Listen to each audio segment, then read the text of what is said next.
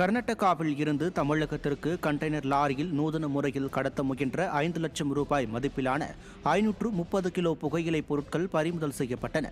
பெங்களூரு சேலம் தேசிய நெடுஞ்சாலையில் கிருஷ்ணகிரி ஆஞ்சநேயர் கோயில் மேம்பாலம் அருகே கண்டெய்னருக்குள் 5 அடி அளவுக்கு ரகசிய அறை அமைத்த 530 கிலோ புகையிலை பொருட்கள் 20 கர்நாடக மாநில மது பாட்டில்களை கடத்த முயன்றது கண்டுபிடிக்கப்பட்டது. இதையடுத்து லாரியை ஓட்டி வந்த மோகன்மூர்த்தி என்பவர் பிடிபட்டார். திறனற்ற ஸ்டாலின் அரசு போதைப் பொருட்களின் புழக்கத்தை கட்டுப்படுத்த தவறியுள்ளதால் வெளிமாநிலங்களில் இருந்து கடத்தி வருவது தொடர்கதையாகி உள்ளதாக பொதுமக்கள் குற்றம் சாட்டியுள்ளனர். சென்னை பெரம்பூர் ரயில் நிலையத்தில் ரயில் மூலம் கஞ்சா கடத்தி வந்த வடமாநிலத்தைச் சேர்ந்த 3 பேர் பிடிபட்டனர். எர்ணாகுளம் எக்ஸ்பிரஸ் ரயிலில் கஞ்சா கடத்தி வந்த ஒடிசா மாநிலத்தைச் சேர்ந்த பலராம், மகேந்திர மகாத்தி, சனோஜ் நக் ஆகிய 3 பேர் பிடிபட்டனர். அவர்களிடம் இருந்து 7 கிலோ கஞ்சா பறிமுதல் செய்யப்பட்டன.